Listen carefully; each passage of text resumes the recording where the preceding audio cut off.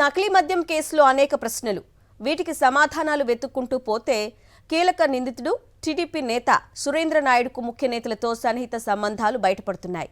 Thammallapalle TDP ticket జయచంద్రారెడ్డికి ఇవ్వడం, జనార్దన్ రావు అత్యంత ధీమాగా రాష్ట్రానికి తిరిగి రావడం ఎన్నో మలుపులు తీసుకుంటోంది.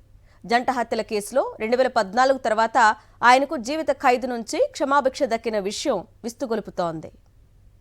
2024 ఎన్నికల్లో సీనియర్లను కాదని మరీ తంబళ్లపల్లె టీడీపీ టికెట్ను జయచంద్రారెడ్డికి ఇప్పించింది కూడా సురేంద్ర నాయుడే అని స్పష్టమవుతుంది. ఇంత లోతైన సంబంధాలు ఉన్నందునే నకిలీ మద్యం వ్యవహారం కుదిపేస్తున్న జయచంద్రారెడ్డిపై టీడీపీ నుంచి తూతూ మంత్రంగా సస్పెన్షన్ తప్ప ఇప్పటి వరకు అరెస్టు చేయలేదని స్పష్టమవుతుంది.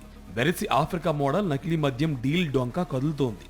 రాష్ట్రాన్ని అతలాకుతలం చేస్తున్న నకిలీ మద్యం మాఫియా దందాలో అన్ని వేళ్లు ముఖ్యమంత్రి వైపే చూపిస్తున్నాయి.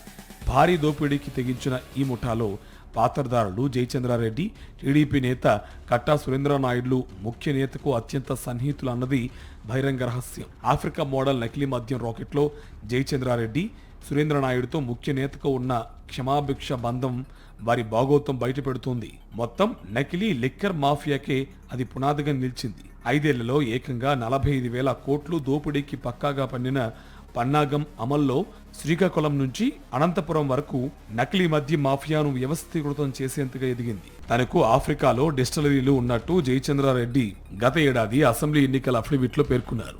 దీన్ని బట్టి ఎన్నికల నాటికే నకిలీ మద్యం దందాకు బీజం పడినట్టు స్పష్టమవుతుంది.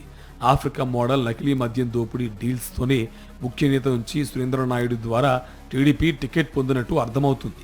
ఇక వీరు కూటమి అధికారంలోకి రాగానే ముఖ్య నేత పూర్తి అండతో మాఫియాను వ్యవస్థీకృతం చేశారు. జయచంద్రారెడ్డి, ఆయన బావమరిది గిరిధర్ రెడ్డి, సురేంద్రనాయుడు, అద్దేపల్లి జనార్దన్ రావు తదితరులు ముఠా కట్టి తంబళ్లపల్లె నియోజకవర్గం ములకల చెరువు నుంచి మొదలుపెట్టి రాష్ట్ర స్థాయిలో నకిలీ మద్యం నెట్వర్క్ ఏర్పాటు చేశారు. అసలు మద్యం ఏదో, నకిలీది ఏదో తెలియని స్థాయిలో మద్యం తయారు చేసి పేదలు, మధ్యతరగతి వారి ప్రాణాలతో చెలగాటమాడుతున్నారు.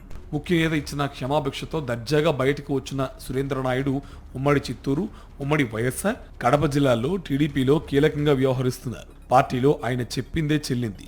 ఈ ప్రభావం ఏ స్థాయికి చేరిందంటే 2024 ఎన్నికల్లో మాజీ ఎమ్మెల్యేలు ప్రవీణ్ కుమార్ రెడ్డి, శంకర్ యాదవ్ను పక్కన పెట్టి మరీ జయచంద్రారెడ్డికి తంబళ్లపల్లె టీడీపీ టికెట్ ఇప్పించే వరకు వెళ్ళింది.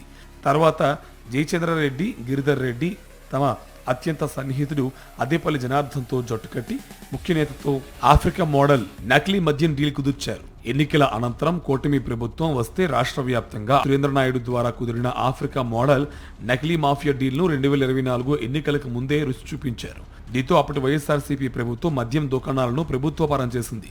మద్యం దుకాణాల ద్వారా అమ్మకాలపై నియంత్రణ విధించింది.